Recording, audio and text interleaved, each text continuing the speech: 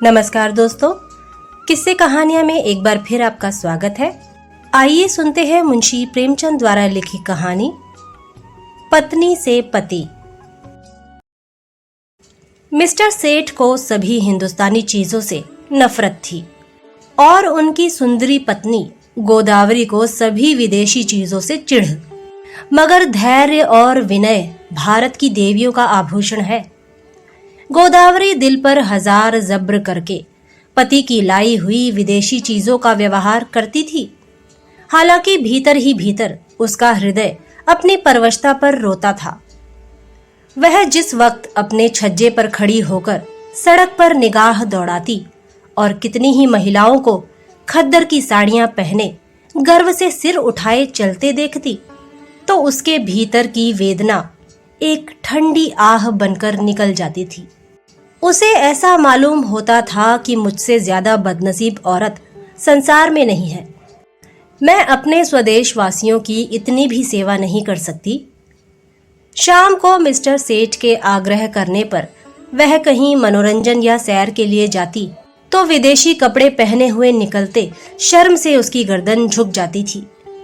वह पत्रों में महिलाओं के जोश भरे व्याख्यान पढ़ती तो उसकी आंखें जगमगा उठती। थोड़ी देर के लिए वह भूल जाती कि मैं यहां बंधनों में जकड़ी हुई हूं। होली का दिन था। 8 बजे रात का समय। स्वदेश के नाम पर बिके हुए अनुरागियों का जुलूस आकर मिस्टर सेठ के मकान के सामने रुका और उसी चौड़े मैदान में विलायती कपड़ों की होलियां लगाने की तैयारियां होने लगी। गोदावरी अपने कमरे में खिड़की पर खड़ी यह समारोह देखती थी और दिल मसोस कर रह जाती थी। एक वह है जो यों खुश खुश आजादी के नशे से मतवाले गर्व से सिर उठाए होली लगा रहे हैं, और एक मैं हूं कि पिंजड़े में बंद पक्षी की तरह फड़फड़ा रही हूं। इन तीलियों को कैसे तोड़ दूं? उसने कमरे में निगाह दौड़ाई। सभी चीजें विदेशी थीं। स्वदेशी का एक सूत भी न था। यही चीजें वहां जलाई जा रही थीं और वही चीजें यहां उसके हृदय में संचित ग्लानि की भांति संदूकों में रखी हुई थीं। उसके जी में एक लहर उठ रही थी कि इन चीजों को उठाकर उसी होली में डाल दे। उसकी सारी ग्लानि और दुर्बलता जलकर भस्म हो जाए। मगर पति की अप्रसन्नता के भय ने उसका हाथ पकड़ लिया। सहसा मिस्टर सेठ ने अंदर आकर कहा, जरा इन सिरफिरों को देखो, कपड़े जला रहे हैं। यह पागलपन, उन्माद और विद्रोह नहीं तो और क्या है। किसी ने सच कहा है, हिंदुस्तानियों को ना अक्ल आई है ना आएगी। कोई कल भी तो सीधी नहीं। गोदावरी ने कहा, तुम भी हिंदुस्तानी हो? सेठ ने गर्म होकर कहा, हाँ, लेकिन मुझे इसका हमेशा खेद रहता है कि ऐसे अभागे देश में क्यों पैदा हुआ। मैं नहीं चाहता कि कोई मुझे हिंदुस्तानी कहे या समझे। कम से कम मैंने आचार व्यवहार, वेशभूषा, रीति नीति, कर्म वचन में कोई ऐसी बात नहीं रखी जिससे हमें कोई हिंदुस्तानी होने का कलंक लगाए। पूछिए, जब हमें 8 आने गज में बढ़िया कपड़ा मिलता है तो हम क्यों मोटा टाट खरीदें? इस विषय में हर एक को पूरी स्वाधीनता होनी चाहिए। ना जाने क्यों गवर्नमेंट ने इन दुष्टों को यहाँ जमा होने दिया। अगर मेरे हाथ में अधिकार होता तो सबों को जहन्नुम रसीद कर देता। तब आटे दाल का भाव मालूम होता। गोदावरी ने अपने शब्दों में तीक्ष्ण तिरस्कार भरकर कहा, तुम्हें अपने भाइयों का जरा भी ख्याल नहीं आता? भारत के सिवा और भी कोई देश है जिस पर किसी दूसरी जाति का शासन हो?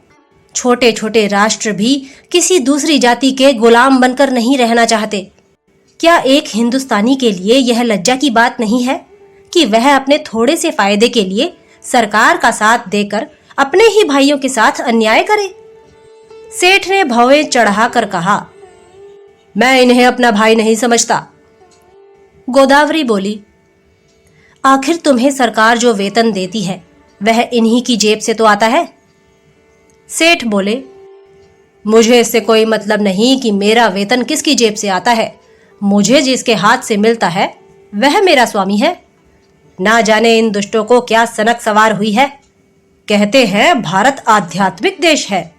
क्या आध्यात्म का यही आशय है कि परमात्मा के विधानों का विरोध किया जाए? जब यह मालूम है कि परमात्मा की इच्छा के विरुद्ध एक पत्ती भी नहीं हिल सकती, तो यह कैसे मुमकिन है कि यह इतना बड़ा देश परमात्मा की मर्जी के बगैर अंग्रेजों के अधीन हो? क्यों इन दीवानों को इतनी अक्ल नहीं आती कि जब तक परमात्मा की इच्छा न होगी कोई अंग्रेजों का बाल भी बांका न कर सकेगा? गोदावरी बोली, तो फिर क्यों नौकरी करते हो? परमात्मा की इच्छा होगी तो आप ही आप भोजन मिल जाएगा। बीमार होते हो तो क्यों दौड़े वैद्य के घर जाते हो? परमात्मा उन्हीं की मदद करता है जो अपनी मदद आप करते हैं। सेठ बोले, बेशक करता है, लेकिन अपने घर में आग लगा देना, घर की चीजों को जला देना, ऐसे काम हैं जिन्हें परमात्मा कभी पसंद नहीं कर सकता। गोदावरी बोली, तो यहाँ के लोगों को चुपचाप बैठे रहना चाहिए?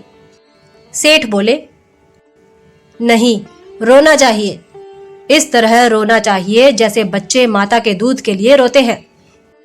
सहसा होली जली, आग की शिखाएं आसमान से बातें करने लगीं, मानो स्वाधीनता की देवी अग्नि वस्त्र धारण किए हुए आकाश के देवताओं से गले मिलने जा रही हो। दीनानाथ ने खिड़की बंद कर दी। उनके लिए यह दृश्य भी असह्य था। गोदावरी इस तरह खड़ी रही जैसे कोई गाय कसाई के खूंटे पर खड़ी हो। उसी वक्त किसी के गाने की आवाज आई, वतन की देखिए तकदीर कब बदलती है। गोदावरी के विषाद से भरे हुए हृदय में एक चोट लगी। उसने खिड़की खोल दी और नीचे की तरफ झांका। होली अब भी जल रही थी और एक अंधा लड़का अपनी खंजरी बजाकर गा रहा था, वतन की देखिए तकदीर कब बदलती है। वह खिड़की के सामने पहुंचा तो गोदावरी ने पुकारा, ओ अंधे, खड़ा रह। अंधा खड़ा हो गया। गोदावरी ने संदूक खोला, पर उसमें उसे एक पैसा मिला। नोट और रुपए थे, मगर अंधे फकीर को नोट या रुपए देने का तो सवाल ही न था। पैसे अगर 2-4 मिल जाते तो इस वक्त वह जरूर दे देती, पर वहां एक ही पैसा था। वह भी इतना घिसा हुआ कि कहार बाजार से लौटा लाया था। किसी दुकानदार ने ना लिया। अंधे को वह पैसा देते हुए गोदावरी को शर्म आ रही थी। वह जरा देर तक पैसे को हाथ में लिए संशय में खड़ी रही। तब अंधे को बुलाया और पैसा दे दिया। अंधे ने कहा, माताजी, कुछ खाने को दे दीजिए, आज दिन भर से कुछ नहीं खाया। गोदावरी बोली, दिन भर मांगता है तब भी तुझे खाने को नहीं मिलता? अंधा बोला, क्या करूं माता, कोई खाने को नहीं देता। गोदावरी बोली, इस पैसे का चबैना लेकर खा ले। अंधा बोला, खा लूंगा माताजी, भगवान आपको खुश रखे, अब यहीं सोता हूं। दूसरे दिन प्रातःकाल कांग्रेस की तरफ से एक आम जलसा हुआ। मिस्टर सेठ ने विलायती टूथ पाउडर विलायती ब्रश से दांतों पर मला, विलायती साबुन से नहाया, विलायती चाय विलायती प्यालियों में पी, विलायती बिस्किट विलायती मक्खन के साथ खाया, विलायती दूध पिया, फिर विलायती सूट धारण करके विलायती सिगार मुंह में दबाकर घर से निकले और अपनी मोटरसाइकिल पर बैठ फ्लावर शो देखने चले गए। गोदावरी को रात भर नींद नहीं आई थी। दुराशा और पराजय की कठिन यंत्रणा किसी कोड़े की तरह उसके हृदय पर पड़ रही थी। ऐसा मालूम होता था कि उसके कंठ में कोई कड़वी चीज अटक गई है। मिस्टर सेठ को अपने प्रभाव में लाने की उसने वह सब योजनाएं की जो एक रमणी कर सकती है, पर उस भले आदमी पर उसके सारे हाव भाव, मृदु मुस्कान और वाणी विलास का कोई असर ना हुआ। खुद तो स्वदेशी वस्त्रों के व्यवहार करने पर क्या राजी होते, गोदावरी के लिए एक खद्दर की साड़ी लाने पर भी सहमत ना हुए। यहाँ तक कि गोदावरी ने उनसे कभी कोई चीज मांगने की कसम खा ली। क्रोध और ग्लानि ने उसकी सद्भावना को इस तरह विकृत कर दिया जैसे कोई मैली वस्तु निर्मल जल को दूषित कर देती है। उसने सोचा, जब यह मेरी इतनी सी बात नहीं मान सकते, तब फिर मैं क्यों इनके इशारों पर चलूं? क्यों इनकी इच्छाओं की लौंडी बनी रहूं? मैंने इनके हाथ कुछ अपनी आत्मा नहीं बेची है। अगर आज ये चोरी या गबन करें तो क्या मैं सजा पाऊंगी? उसकी सजा ये खुद झेलेंगे। उसका अपराध इनके ऊपर होगा। इन्हें अपने कर्म और वचन का अख्तियार है, मुझे अपने कर्म और वचन का अख्तियार है। यह अपनी सरकार की गुलामी करें, अंग्रेजों की चौखट पर नाक रगड़ें। मुझे क्या गरज है कि उसमें उनका सहयोग करूं, जिसमें आत्माभिमान नहीं, जिसने अपने को स्वार्थ के हाथों बेच दिया। उसके प्रति अगर मेरे मन में भक्ति ना हो तो मेरा दोष नहीं। यह नौकर है या गुलाम? नौकर और गुलामी में अंतर है। नौकर कुछ नियमों के अधीन अपना निर्दिष्ट काम करता है। वह नियम स्वामी और सेवक दोनों ही पर लागू होते हैं। स्वामी अगर अपमान करे, अपशब्द कहे, तो नौकर उसको सहन करने के लिए मजबूर नहीं। गुलाम के लिए कोई शर्त नहीं, उसकी दैहिक गुलामी पीछे होती है, मानसिक गुलामी पहले ही हो जाती है। सरकार ने इनसे कब कहा है कि देशी चीजें ना खरीदो? सरकारी टिकटों तक पर यह शब्द लिखे होते हैं, स्वदेशी चीजें खरीदो। इससे विदित है कि सरकार देशी चीजों का निषेध नहीं करती। फिर भी यह महाशय सुरखरू बनने की फिक्र में सरकार से भी 2 अंगुल आगे बढ़ना चाहते हैं। मिस्टर सेठ ने कुछ झेपते हुए कहा, कल फ्लावर शो देखने चलोगी? गोदावरी ने विरक्त मन से कहा, नहीं। बहुत अच्छा तमाशा है। मैं कांग्रेस के जलसे में जा रही हूं। मिस्टर सेठ के ऊपर यदि छत गिर पड़ी होती या उन्होंने बिजली का तार हाथ से पकड़ लिया होता तो भी वह इतने बदहवास ना होते। आंखें फाड़ कर बोले, तुम कांग्रेस के जलसे में जाओगी? हाँ, जरूर जाऊंगी। मैं नहीं चाहता कि तुम वहां जाओ। अगर तुम मेरी परवाह नहीं करते तो मेरा धर्म नहीं कि तुम्हारी हर एक आज्ञा का पालन करूं। मिस्टर सेठ ने आंखों में विष भरकर कहा, नतीजा बुरा होगा। गोदावरी मानो तलवार के सामने छाती खोलकर बोली, इसकी चिंता नहीं, तुम किसी के ईश्वर नहीं हो। मिस्टर सेठ खूब गर्म पड़े, धमकियां दी, आखिर मुंह फेर कर लेट रहे। प्रातःकाल फ्लावर शो जाते समय भी उन्होंने गोदावरी से कुछ न कहा। गोदावरी जिस समय कांग्रेस के जलसे में पहुंची तो कई हजार मर्दों और औरतों का जमाव था। मंत्री ने चंदे की अपील की थी और कुछ लोग चंदा दे रहे थे। गोदावरी उस जगह खड़ी हो गई जहां और स्त्रियां जमा थीं और देखने लगी कि लोग क्या देते हैं। अधिकांश लोग 2-2, 4-4 आना ही दे रहे थे। वहां ऐसा धनवान था ही कौन? उसने अपनी जेब टटोली तो 1 रुपया निकला। उसने समझा यह काफी है। इसी इंतजार में थी कि झोली सामने आवे तो उसमें डाल दूं। सहसा वही अंधा लड़का जिसे कि उसने पैसा दिया था न जाने किधर से आ गया और ज्यों ही चंदे की झोली उसके सामने पहुंची उसने उसमें कुछ डाल दिया। सबकी आंखें उसकी तरफ उठ गईं। सबको कुतूहल हो रहा था कि अंधे ने क्या दिया। कहीं एक आध पैसा मिल गया होगा। दिन भर गला फाड़ता है तब भी तो उस बेचारे को रोटी नहीं मिलती। अगर यही गाना पेशवाज या साज के साथ किसी महफिल में होता तो रुपए बरसते, लेकिन सड़क पर गाने वाले अंधे की कौन परवाह करता है। झोली में पैसा डालकर अंधा वहां से चल दिया और कुछ दूर जाकर गाने लगा, वतन की देखिए तकदीर कब बदलती है। सभापति ने कहा, मित्रों देखिए, यह वह पैसा है जो एक गरीब अंधा लड़का इस झोली में डाल गया है। मेरी आंखों में इस 1 पैसे की कीमत किसी अमीर के 1000 रुपए से कम नहीं। शायद यही इस गरीब की सारी बिसात होगी।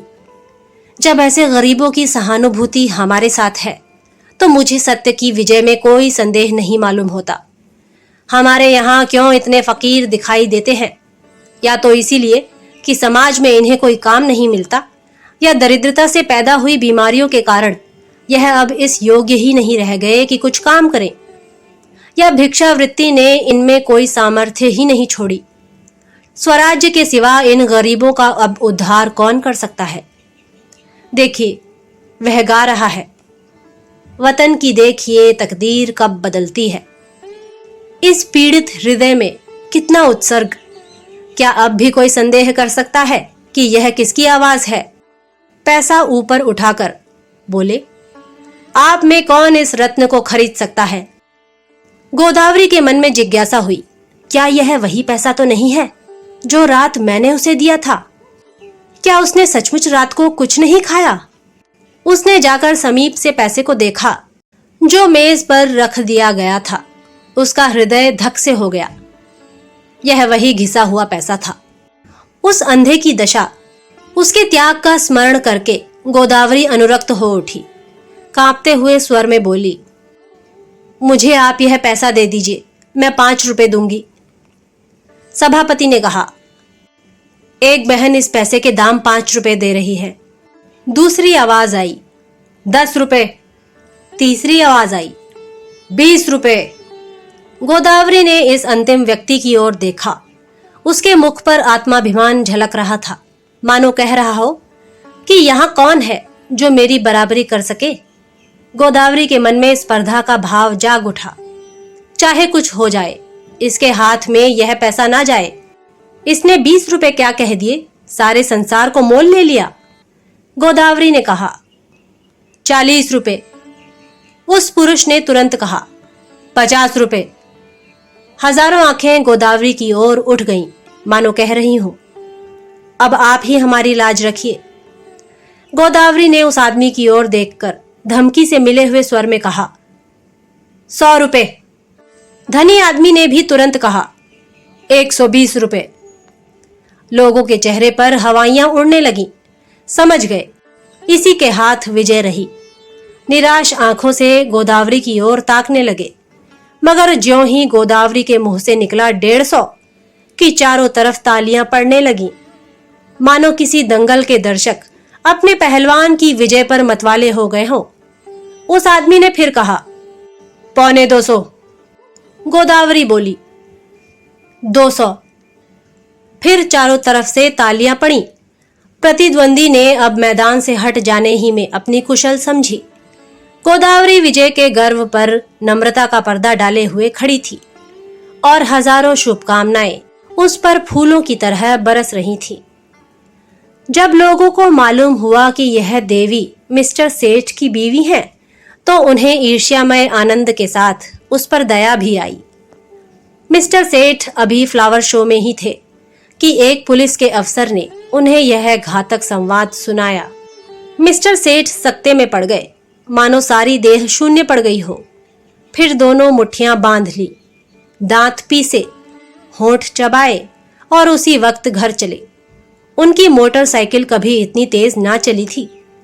घर में कदम रखते ही उन्होंने चिंगारियों भरी आंखों से देखते हुए कहा, क्या तुम मेरे मुंह में कालिख पुतवाना चाहती हो? गोदावरी ने शांत भाव से कहा, कुछ मुंह से भी तो कहो, या गालियां ही दिए जाओगे? तुम्हारे मुंह में कालिख लगेगी तो क्या मेरे मुंह में ना लगेगी? तुम्हारी जड़ खुदेगी तो मेरे लिए दूसरा कौन सा सहारा है? मिस्टर सेठ बोले, सारे शहर में तूफान मचा हुआ है, तुमने मेरे रुपए दिए क्यों? गोदावरी ने उसी शांत भाव से कहा, इसलिए कि मैं उसे अपना ही रुपया समझती हूं। मिस्टर सेठ दांत किटकिटाकर बोले, हरगिज नहीं, तुम्हें मेरा रुपया खर्च करने का कोई हक नहीं है। गोदावरी बोली, बिल्कुल गलत। तुम्हारे रुपए खर्च करने का तुम्हें जितना अख्तियार है उतना ही मुझको भी है। हाँ, जब तलाक का कानून पास करा लोगे और तलाक दे दोगे तब ना रहेगा। मिस्टर सेठ ने अपना हैट इतने जोर से मेज पर फेंका कि वह लुढ़कता हुआ जमीन पर गिर पड़ा और बोले, मुझे तुम्हारी अक्ल पर अफसोस आता है। जानती हो तुम्हारी इस उद्दंडता का क्या नतीजा होगा? मुझसे जवाब तलब हो जाएगा। बतलाओ, क्या जवाब दूंगा? जब यह जाहिर है कि कांग्रेस सरकार से दुश्मनी कर रही है, तो कांग्रेस की मदद करना सरकार के साथ दुश्मनी करना है। तुमने तो नहीं की कांग्रेस की मदद। तुमने तो की। इसकी सजा मुझे मिलेगी या तुम्हें? अगर मैं चोरी करूं तो क्या तुम जेल जाओगे? चोरी की बात और है, यह बात और है। तो क्या कांग्रेस की मदद करना चोरी या डाके से भी बुरा है? हाँ, सरकारी नौकर के लिए चोरी या डाके से भी कहीं बुरा है। मैंने यह नहीं समझा था। अगर तुमने यह नहीं समझा था तो तुम्हारी ही बुद्धि का भ्रम था। रोज अखबारों में देखती हो, फिर भी मुझसे पूछती हो। एक कांग्रेस का आदमी प्लेटफॉर्म पर बोलने खड़ा होता है तो 20 सादे कपड़े वाले पुलिस अफसर उसकी रिपोर्ट लेने बैठते हैं। कांग्रेस के सरगनाओं के पीछे कई कई मुखबिर लगा दिए जाते हैं जिनका काम यही है कि उन पर कड़ी निगाह रखे। चोरों के साथ तो इतनी सख्ती कभी नहीं की जाती, इसीलिए हजारों चोरियां और डाके और खून रोज होते रहते हैं। किसी का कुछ पता नहीं चलता, ना पुलिस इसकी परवाह करती है। मगर पुलिस को जिस मामले में राजनीति की गंध भी आ जाती है, फिर देखो पुलिस की मुस्तैदी। इंस्पेक्टर जनरल से लेकर कांस्टेबल तक एड़ियों तक का जोर लगाते हैं। सरकार को चोरों से भय नहीं, चोर सरकार पर चोट नहीं करता। कांग्रेस सरकार के अख्तियार पर हमला करती है, इसलिए सरकार भी अपनी रक्षा के लिए अपने अख्तियार से काम लेती है। यह तो प्रकृति का नियम है। मिस्टर सेठ आज दफ्तर चले तो उनके कदम पीछे रह जाते थे। न जाने आज वहां क्या हाल हो। रोज की तरह दफ्तर में पहुंचकर उन्होंने चपरासियों को डांटा नहीं, क्लर्कों पर रोब नहीं जमाया। चुपके से जाकर कुर्सी पर बैठ गए। ऐसा मालूम होता था कोई तलवार सिर पर लटक रही है। साहब की मोटर की आवाज सुनते ही उनके प्राण सूख गए। रोज वह अपने कमरे में बैठे रहते थे। जब साहब आकर बैठ जाते थे तब आध घंटे के बाद मिसले लेकर पहुंचते थे। आज वह बरामदे में खड़े थे। साहब उतरे तो झुककर उन्होंने सलाम किया, मगर साहब ने मुंह फेर लिया। लेकिन वह हिम्मत नहीं हारे, आगे बढ़कर पर्दा हटा दिया। साहब कमरे में गए तो सेठ साहब ने पंखा खोल दिया, मगर जान सूखी जाती थी कि देखें कब सिर पर तलवार गिरती है। साहब जो ही कुर्सी पर बैठे, सेठ ने लपक कर सिगार केस और दिया सलाई मेज पर रख दी। एकाएक ऐसा मालूम हुआ मानो आसमान फट गया हो। साहब गरज रहे थे, तुम दगाबाज आदमी है। सेठ ने इस तरह साहब की तरफ देखा जैसे उनका मतलब नहीं समझे। साहब ने फिर गरज कर कहा, तुम दगाबाज आदमी है। मिस्टर सेठ का खून गर्म हो उठा। बोले, मेरा तो ख्याल है कि मुझसे बड़ा राजभक्त इस देश में ना होगा। साहब बोले, तुम नमक हराम आदमी है। मिस्टर सेठ के चेहरे पर सुर्खी आई। आप व्यर्थ ही अपनी जबान खराब कर रहे हैं। साहब बोले, तुम शैतान आदमी है। मिस्टर सेठ की आंखों में सुर्खी आई। आप मेरी बेइज्जती कर रहे हैं, ऐसी बातें सुनने की मुझे आदत नहीं है। साहब बोले, चुप रहो यू ब्लडी। तुमको सरकार 500 रुपया इसलिए नहीं देता कि तुम अपने वाइफ के हाथ से कांग्रेस का चंदा दिलवाओ। तुमको इसलिए सरकार रुपया नहीं देता। मिस्टर सेठ को अब अपनी सफाई देने का अवसर मिला। बोले, मैं आपको विश्वास दिलाता हूं कि मेरी वाइफ ने सरासर मेरी मर्जी के खिलाफ रुपए दिए हैं। मैं तो उस वक्त फ्लावर शो देखने गया था जहां से मिस फ्रैंक का गुलदस्ता 5 रुपए में लिया। वहां से लौटा तो मुझे यह खबर मिली। साहब बोले, ओह, तुम हमको बेवकूफ बनाता है। यह बात अग्निशिला की भांति जो ही साहब के मस्तिष्क में घुसी, उनके मिजाज का पारा उबाल के दर्जे तक पहुंच गया। किसी हिंदुस्तानी की इतनी मजाल कि उन्हें बेवकूफ बनाए। वह जो हिंदुस्तान के बादशाह हैं, जिनके पास बड़े बड़े तालुकेदार सलाम करने आते हैं, जिनके नौकरों को बड़े बड़े रईस नजराना देते हैं, उन्हीं को कोई बेवकूफ बनाए, उसके लिए वह असह्य था। रूल उठाकर दौड़ा। लेकिन मिस्टर सेठ भी मजबूत आदमी थे। यो वह हर तरह की खुशामद किया करते थे, लेकिन यह अपमान स्वीकार ना कर सके। उन्होंने रूल को तो हाथ पर लिया और एक डग आगे बढ़कर ऐसा घूंसा साहब के मुंह पर रसीद किया कि साहब की आंखों के सामने अंधेरा छा गया। वह इस मुष्टि प्रहार के लिए तैयार न थे। उन्हें कई बार इसका अनुभव हो चुका था कि नेटिव बहुत शांत, दब्बू और गमखोर होता है। विशेषकर साहबों के सामने तो उसकी जबान तक नहीं खुलती। कुर्सी पर बैठकर नाक का खून पोंछने लगा। फिर मिस्टर सेठ से उलझने की उसकी हिम्मत नहीं पड़ी, मगर दिल में सोच रहा था, इसे कैसे नीचा दिखाऊं। मिस्टर सेठ भी अपने कमरे में आकर इस परिस्थिति पर विचार करने लगे। उन्हें बिल्कुल खेद न था, बल्कि वह अपने साहस पर प्रसन्न थे। इसकी बदमाशी तो देखो कि मुझ पर रूल चला दिया। जितना दबता था उतना ही दबाया जाता था। मेम यारों को लिए घूमा करती है, उससे बोलने की हिम्मत नहीं पड़ती। मुझसे शेर बन गया, अब दौड़ेगा कमिश्नर के पास। मुझे बर्खास्त कराए बगैर ना छोड़ेगा। यह सब कुछ गोदावरी के कारण हो रहा है। बेइज्जती तो हो ही गई, अब रोटियों को भी मोहताज होना पड़ा। मुझसे तो कोई पूछेगा भी नहीं, बर्खास्तगी का परवाना आ जाएगा। अपील कहाँ होगी? सेक्रेटरी हैं हिंदुस्तानी, मगर अंग्रेजों से भी ज्यादा अंग्रेज। होम मेंबर भी हिंदुस्तानी हैं, मगर अंग्रेजों के गुलाम। गोदावरी के चंदे का हाल सुनते ही उन्हें जूड़ी चढ़ाएगी। न्याय की किसी से आशा नहीं, अब यहाँ से निकल जाने में ही कुशल है। उन्होंने तुरंत एक इस्तीफा लिखा और साहब के पास भेज दिया। साहब ने उस पर लिख दिया, बर्खास्त। दोपहर को जब मिस्टर सेठ मुंह लटकाए हुए घर पहुंचे तो गोदावरी ने पूछा, आज जल्दी कैसे आ गए?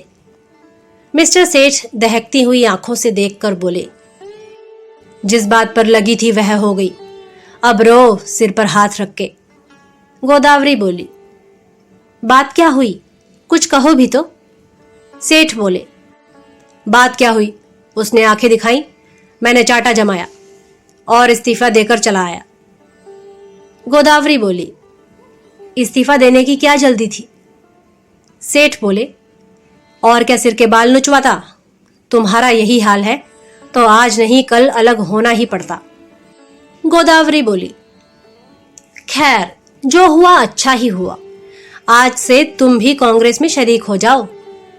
सेठ ने होंठ चबाकर कहा, लजाओगी तो नहीं, ऊपर से घाव पर नमक छिड़कती हो। गोदावरी बोली, लजाऊं क्यों? मैं तो खुश हूं कि तुम्हारी बेड़ियां कट गईं। सेठ बोले, आखिर कुछ सोचा है, काम कैसे चलेगा?